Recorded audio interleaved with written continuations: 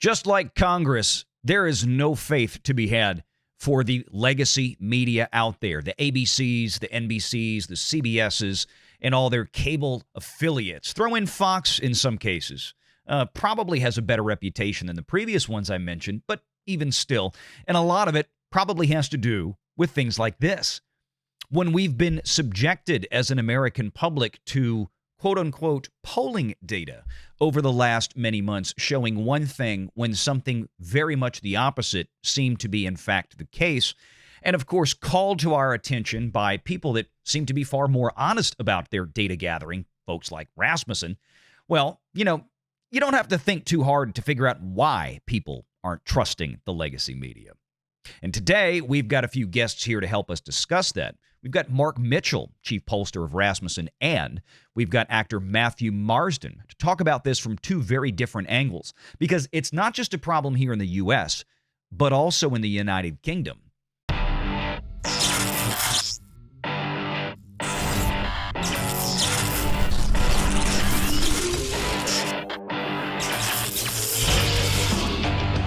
Renegade Online.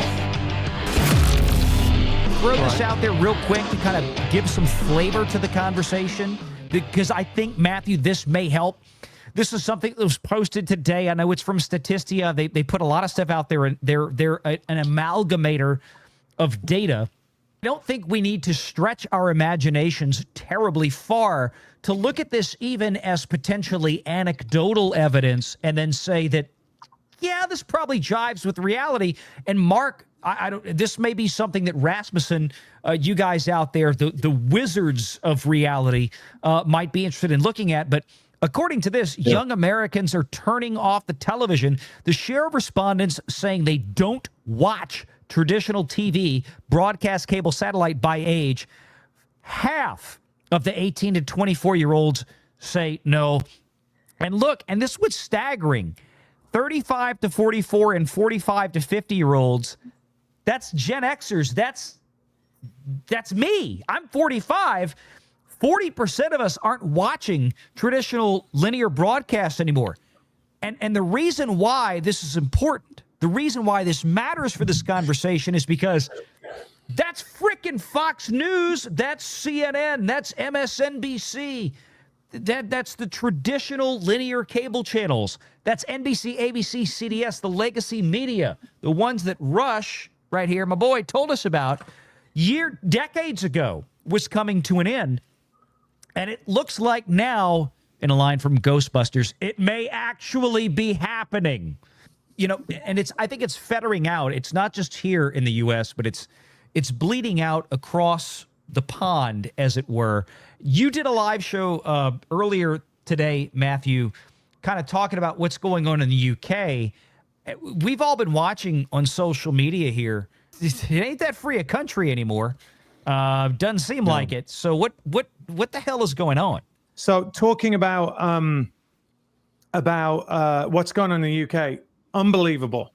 Like, it is staggering. So with the pandemic, just go back a little bit. With the pandemic, Boris Johnson was in the UK, totally was a nightmare in the way they dealt with that. We found out that they knew a bunch of stuff that they weren't letting the British government know, the British people know about. So consequently, that and unfettered immigration, I don't know where we've heard that before, people said, you know what, we need a change. So they brought in Labour. Within 2 weeks of Labour getting in, they were arresting people for memes. You had things like people saying, what are you doing there? I'm praying. I'm sure you guys saw that video. I'm praying in my own head. They were like, no, you can't do that. It's literally, Ron, I know you love that, right? It's like the thought police. It really is the thought police. And one of the latest things they've done is they've said, which I'm sure everyone on here will agree with, that inheritance tax is an abomination, shouldn't be a thing, shouldn't be taxed twice on the money that you've earned. Or that your parents have earned or whatever. So what they're saying is they're now going to tax farmers, right? So they're going to tax farmers' income tax, because what they want to do, it's under the guise of, interestingly, after they meet with Bill Gates, right? It's under the guise of, we don't want rich people to go and buy farms because they'll get out of paying tax. I don't have a problem with that. I tried to explain to people, hey, listen, who do you think is going to buy the farms? Do you think it's going to be, if it is the government, then they can restrict your food supply. It's kind of a problem. Otherwise, it's going to be like Vanguard or BlackRock or one of these big investment companies, which, take your pick. What do you want? Do you want to still be able to have access to your strawberries or wherever it is at the local farm, or do you want to give it to this massive conglomerate? In the same sentence, what they're doing is they're saying, hey, listen, we're going to send hundreds of millions of dollars to EU farmers to subsidize them, right? So it's crazy. The other thing they've done is that they've been giving, for pensioners over there, they've been giving a winter home allowance, which basically helps pensioners, people who've paid into the system for years and years and years, an ability to pay their bills, their heating bills. They have stopped that.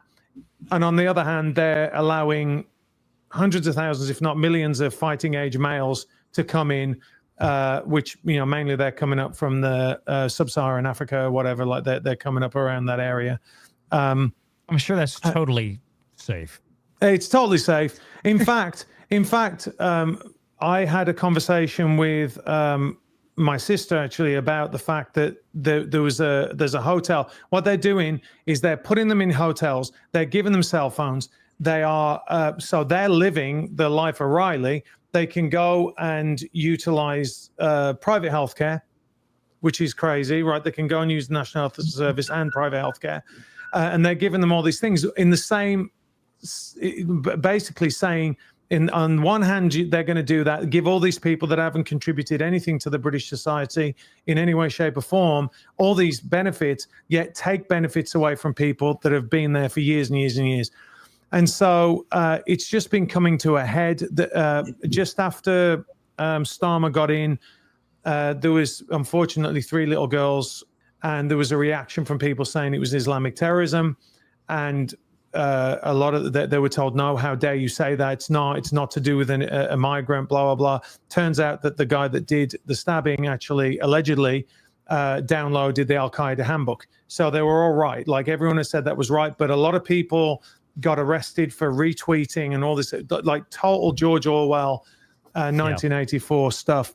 And so what happened over the past few days is someone said, hey, listen, we need a petition. We need to get some signatures to basically call for a general election.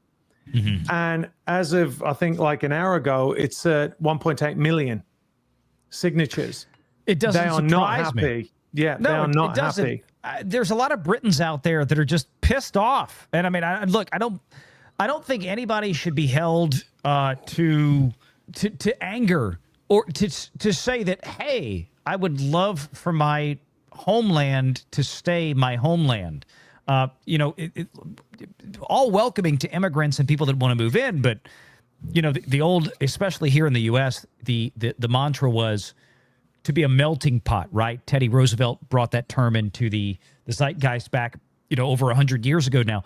The melting pot has been so misconstrued over the decades to where we are now. It's like, no, the melting pot is you can come in from anywhere around the world, and then you melt into an American culture. You become America.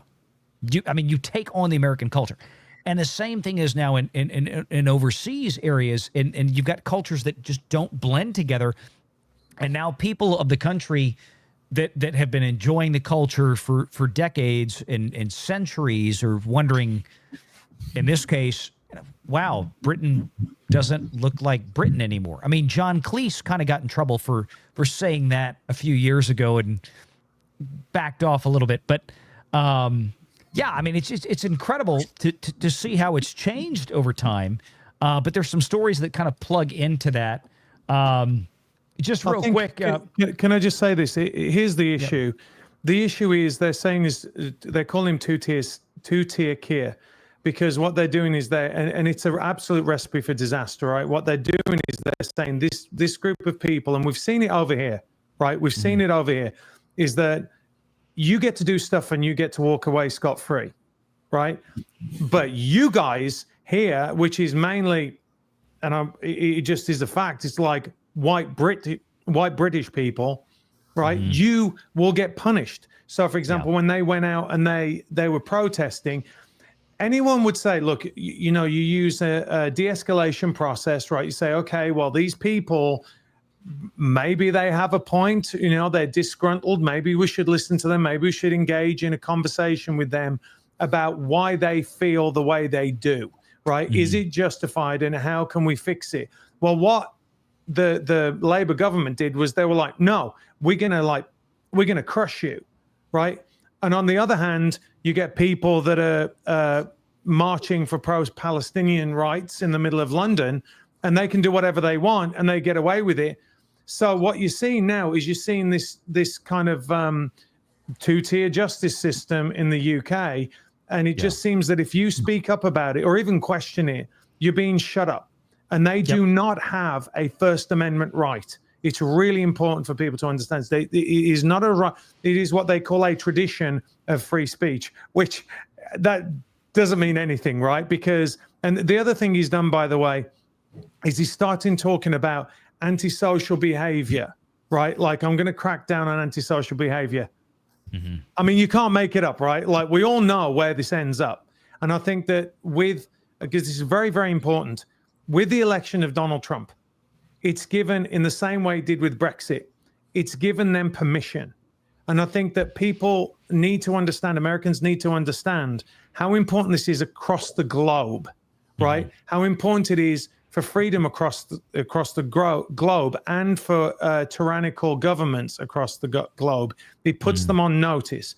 And when Trump gets in and he starts deporting all these people, and the American engine starts working, and you start looking and saying, there's all this opportunity, things are going to get better, the streets are going to be cleaned up from crime. This spells disaster for these governments, right? Because people are going to be going, because you can talk about Argentina all you want. It's not the United States of America, right? Because you can kind of dismiss, you know, and they're doing that. They're like, Milei, you know, whatever, he's this kind of crazy guy. But when you see Donald Trump coming in and doing it, and you're seeing Americans being happy and being prosperous and being safe, right? It's very difficult to deny. Make sure you're subscribed to Valiant Renegade and join us every Sunday at 6 p.m. Eastern for the live show.